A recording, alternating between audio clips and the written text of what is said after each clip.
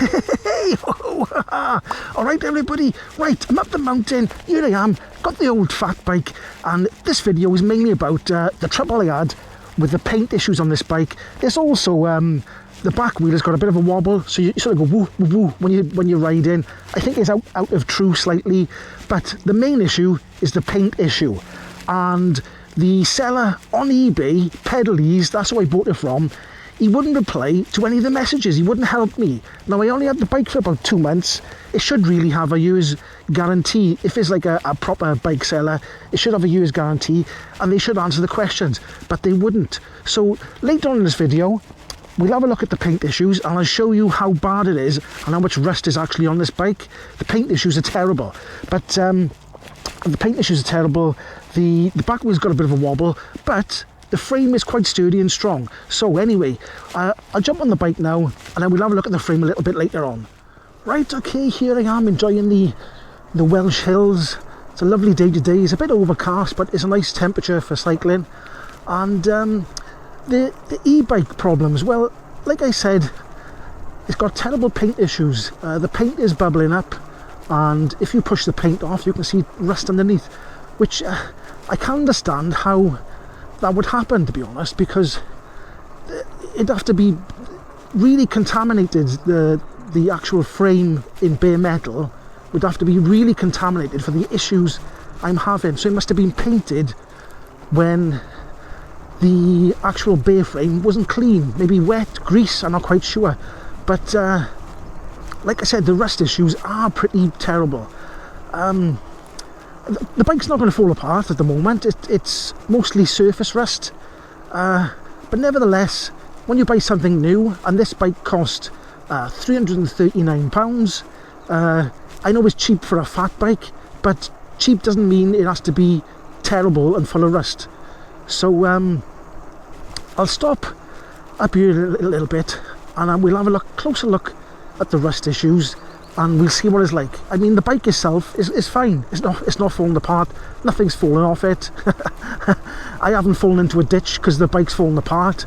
So it seems pretty strong and sturdy. I mean, I've got a 1600 watt motor on it and nothing's come apart. So, and I've gone over bumps and lumps.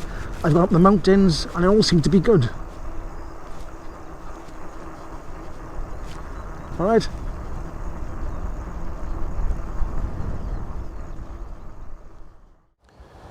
Right, okay, here I am. I hope it's not too windy. I got the old wind muff on, so I hope you can hear me all right. It's a bit windy. For some reason, it's always windy. Every time I pick the camera up, it's windy.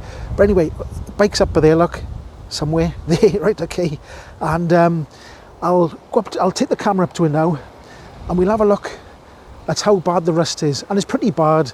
You wouldn't expect this on a couple of month-old bike. But if I just turn the camera around, and we'll try and have a look. So here we go. Let's get down by here, and first of all, this is probably the worst bit. Well, it's not. I'd say the worst bit. It's all like this. So I don't know if you can see all this funny paint here. Look, right? That's all rust. So if I come in close by here and just pick away like that, you can see. Look, the paint is just coming off. When it's funny, the paint just comes off. Look, and underneath is a lovely brown rusty mark, and it's there. Look, it's going all the way down there, all the way to the bottom of there. There's some funny paint there. Let's have a look around now, see if we can find some more. Let's go on the other side. Let's go over here, and I don't know if you can see the sun is shining on it here, but if we look here, the paint is bubbly there, all along there. There's a little bit along here, down there. There is more on the bike. There's some on the front as well. So like most of this back end here is all funny, and if you come around the front here, there is some on the front. I can't quite remember where. I'll try and find it now if I can. Where is it? Where is the funny paint? I know there's some on the front somewhere. Is it down here? Right, down there, all down here and under there. I don't know if I point that way. All is funny, all the way up to there. There was some around here as well, I'm sure there was. I'm sure there was more. There, look, there's some down there as well. I don't know how good the camera's picking this up, but there's some here as well. So basically, it's mostly all over the bike. So, like I said, I sent 3 messages on eBay and they were totally ignored. And I'll put the 3 messages up on the screen somewhere now so you can read them. And after I put them 3 messages up, I contacted eBay, because eBay usually sort of give you some sort of idea of what's going on. So I had to contact eBay through like the messaging system, talking to somebody abroad probably, I think. But so they told me to go and look at the seller's website, and they got a phone number. So I phoned the number and it goes straight to answer phone. It doesn't answer. So then I left a text message and there was still no reply. I'll leave the text message up on the screen now. And so then my last chance was to contact PayPal. So what I did then was I talked to PayPal and I opened a case against the seller. And I said basically, the paint's terrible. I'd modified the bike by this time, so it'd be hard to send the bike back. I've changed the brakes, I've put a battery on it, so I've drilled holes. So I've sort of voided the warranty anyway. So really, I shouldn't have done any of that. When I seen the paint, I didn't realise. I just thought it was funny paint. I didn't realise it was rust underneath. So I just thought it was odd paint. I didn't understand that there was rust issues until I actually touched the paint and it fell off. But anyway, so I went through PayPal and they were very, very helpful, and I gave my case to them and I said I'd like £120 back to like have the frame shot blasted and powder coated or painted or whatever, just to sort it out. And I think that was the case. When you go through PayPal, it takes about 8 days, but after 6 days, no, actually it was after 8 days. I think the seller had ignored PayPal, so they'd just taken £120 back and give it to me. So I actually managed to get £120 back. But so that was pretty good. I got £120 back, and I haven't done anything to the frame yet.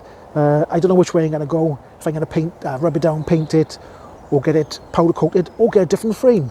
But anyway, so I did manage to actually get some money back. And like I said, other than the back tyre, which is a bit whoa-ho-ho, the bike's pretty good.